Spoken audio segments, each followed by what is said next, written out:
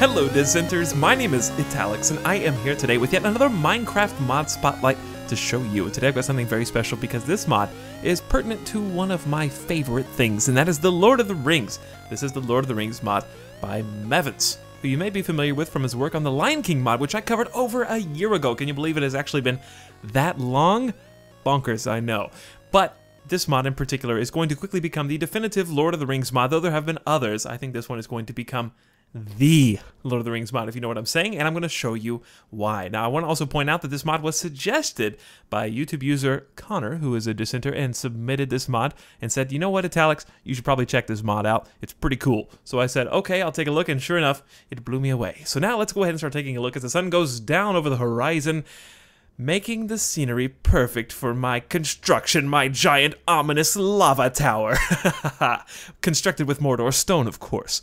Not purchasable at your nearest store. However, this is using one of the, or actually many of the new, block types that you can find within this mod. We've got some types of Mordor stone here, but this is not what the mod is about. It's not about building blocks and, hello, tree stump. I think the lava burned this down. But anyways, this is just what I'm using as the backdrop with which to show you how to get to Middle Earth. I created this myself. This is not spawned by the mod. I just want to make that abundantly clear. So as we turn on the inventory here, there are a couple things you're going to need if you have this mod installed, and I do have a download link in the description of this video if you want to try this out for yourself, of course, as usual. But nothing's really going to happen in default Minecraftia. This is what you're looking at, regular Minecraftia. But if you have some fire, or I guess lava, and you also have a gold ring, you can go to the land of Middle Earth. So let's go ahead and craft a ring here. We're going to put down this crafting table, and we're going to place these gold nuggets in the shape of a ring. So now that we have a gold ring, we must forge the ring through fire. And once we forge it, do not panic, something terrible is going to happen. There's going to be an explosion! And suddenly, a giant ring will form above me. And that is our portal into Middle Earth. Tell me that's not awesome. So yeah, I created all these stairs and just happened to be the perfect height that I need to be at. So if I stand inside of the ring, our screen will start turning red, and then we will be transported. When you awaken in Middle Earth, you will find yourself in one of the 5 new biomes introduced with this mod. There will be many more added over time, but for now, there are 5. We're going to start with the Shire, which you can already see in the background here. We got a Hobbit home over yonder, and the pub to our right. We're going to take an in-depth look at both of those buildings. We've also got Mordor, Rohan, Gondor, and the Misty Mountains, and we're going to try to take a look at all 5 of these today. Now there's items and new blocks and everything else associated with each of these zones.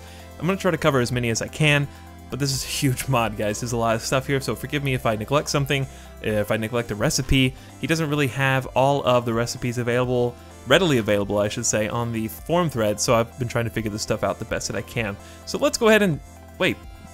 What is this?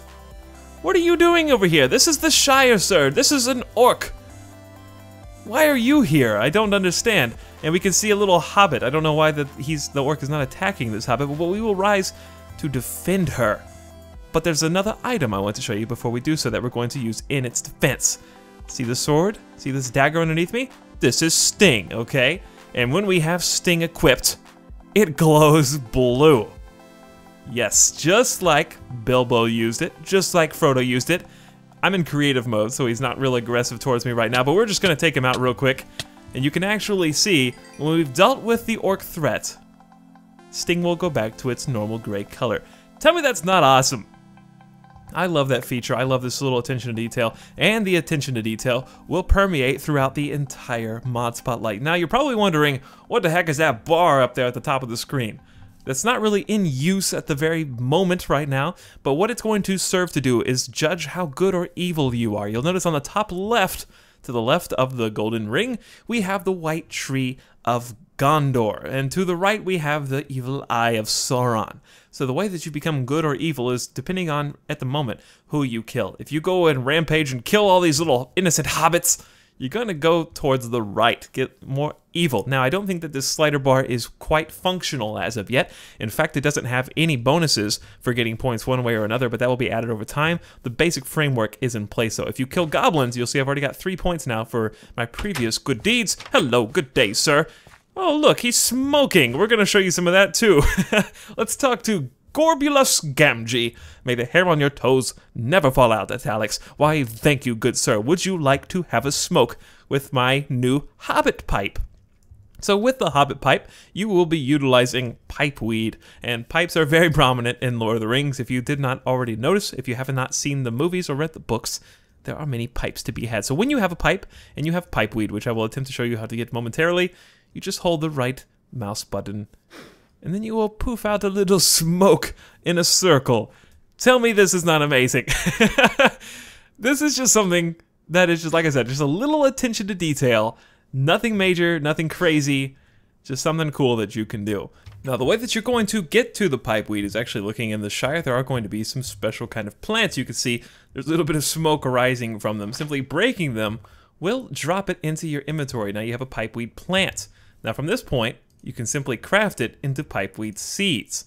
Now you'll be able to plant them, grow them, harvest them, and then I believe if you put whatever you harvest into an oven, it will turn into the smokable pipeweed for the hobbit pipe, which you can only get from hobbits. So I don't think that the pipe is craftable, so I don't know if you have to like kill a hobbit to take it and be evil, but maybe you do. I'm not going to suggest that you do, but maybe you should. But anyways, that's how that works. Pretty simple so far. So let's make our way over to the pub over here. And from here, we're going to be using our brand new mugs, which have been introduced in the Lord of the Rings mod. Also, there's going to be a host of hobbits filling up the pub. Also, just having a lively time. Who is this? Bingo Baggins. This is not Bilbo, this is Bingo. Don't you wish you lived in a hobbit hole too? Well, maybe I will someday. So here we are. Look how pleasant this looks. I guess I should have gone in the other guy's house. We'll do that in just a second. We're going to start here where all the drinking is happening. Look at these guys. Look at her. Jumping on top of the kegs.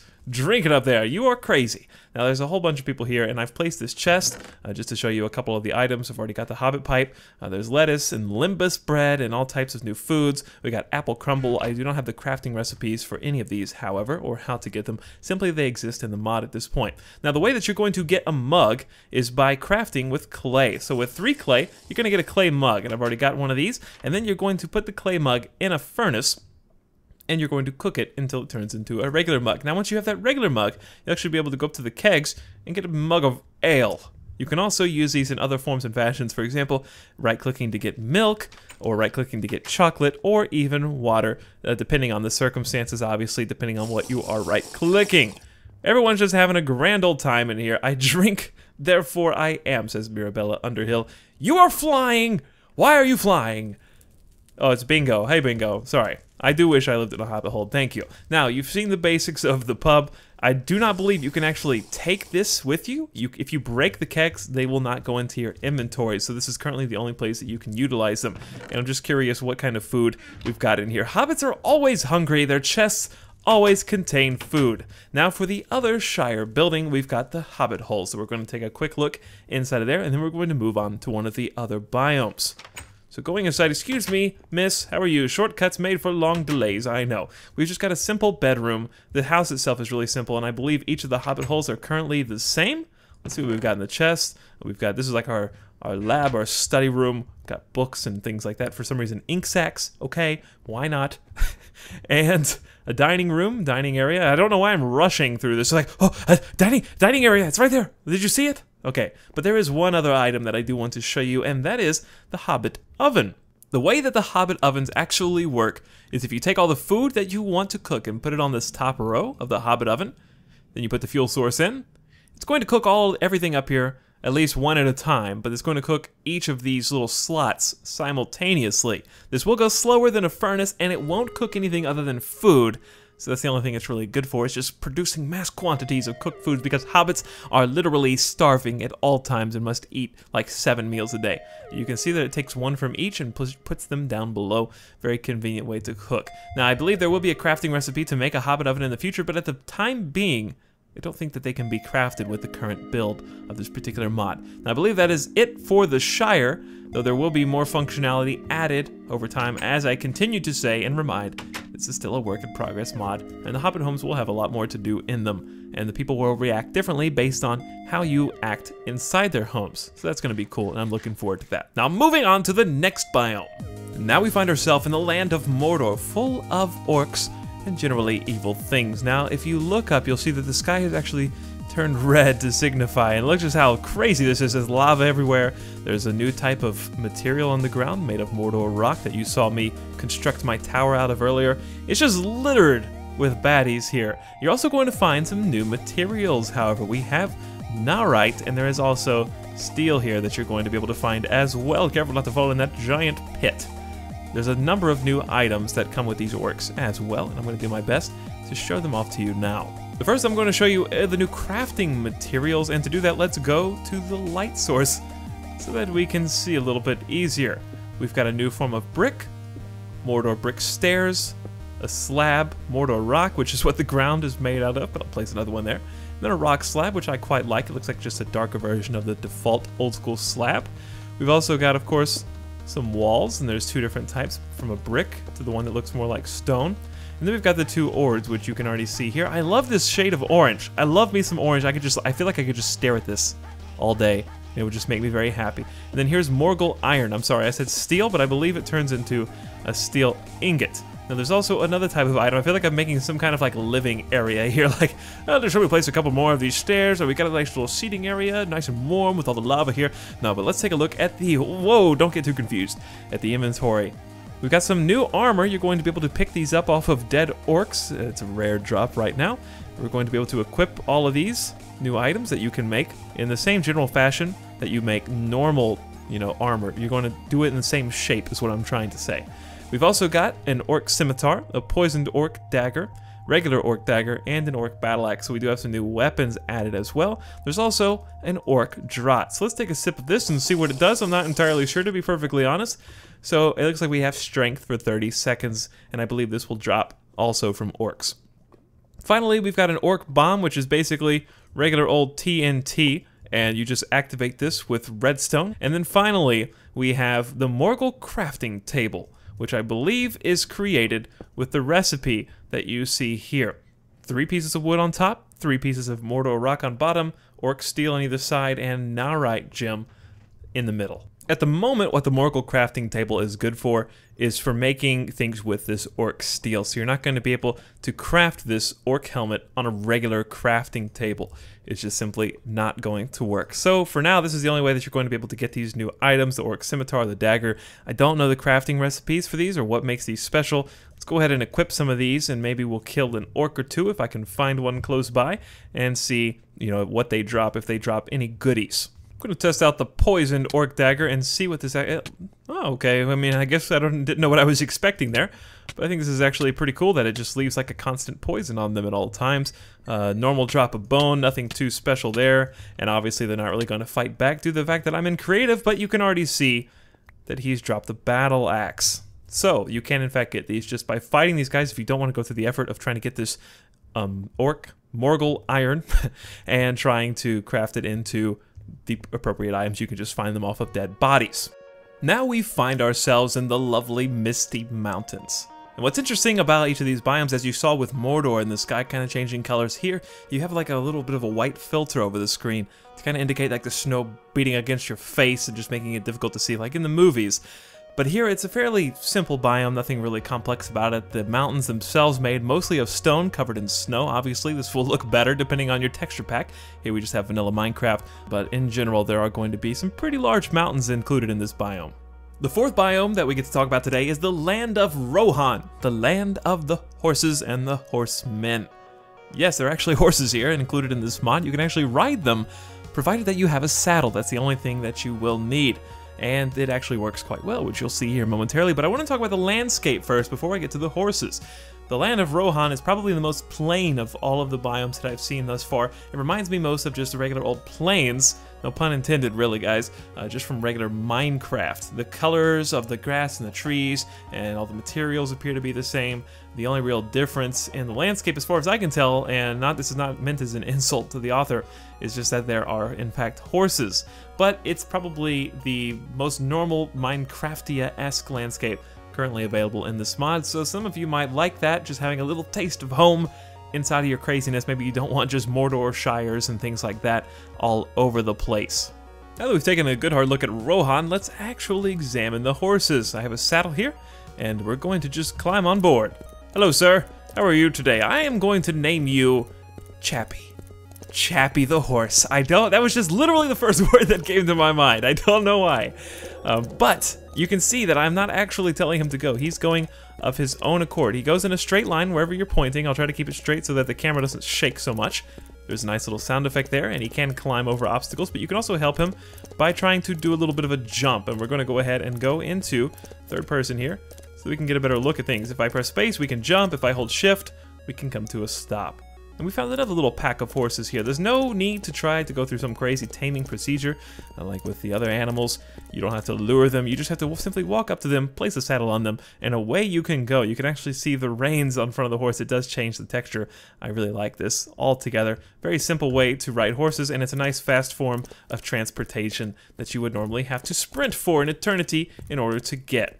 So all in all, I do like Rohan, if only because of the horses here. And once you exit off of them, they do just hang around. They don't run away, nothing like that. I wish, what would be awesome is if they could make it where they could follow you. If you place a saddle on a horse, if it would just kind of like follow you around, that would be pretty awesome. There is one last thing I do want to try with the horses though. I believe I read that if you feed a horse a sugar cube, it will travel faster. So let's go ahead and start riding. See how this goes. Okay, now let's feed it a sugar cube. Uh-oh. Get back here, Chappie. I just fed you a sugar cube. Are you running faster? I believe he is, but maybe it's my imagination. He did definitely eat it. You gotta be careful when right-clicking, though, to feed, because, of course, that is also how you get off of the horse. The fifth and final biome that I get to show you today is, in fact, Gondor. And we're in the mountains of Gondor right now. It does, in fact, stretch beyond these into the valleys and plains below. But the mountains are the most significant part because of this new material. And that material is just Gondor rock, basically. And you can turn that Gondor rock into all types of new materials, including brick, slabs, stairs, and walls, of course. And I've made a structure here in order to simulate this. Now, what's important about this new type of material is that when you go into these mountains, you're going to see those structures over there in the distance, those two that I'm pointing at. Those were automatically generated in the mountains. This I made by myself, and there's another final structure over on this side. Now, on top of all these structures, first of all, there are ladders in order to get up to them, but on top of them is a beacon of Gondor, which I have placed here to complete this little set. If you remember from The Lord of the Rings, these beacons were used as a long-distance form of communication. When you light one, the other ones will be lit by the people that are manning them. Now, obviously, there aren't going to be any other people manning these in order to light them, so there is something pretty cool that the game has done. Now, if you're epileptic, I will, advise you to close your eyes at this very moment. Here we go.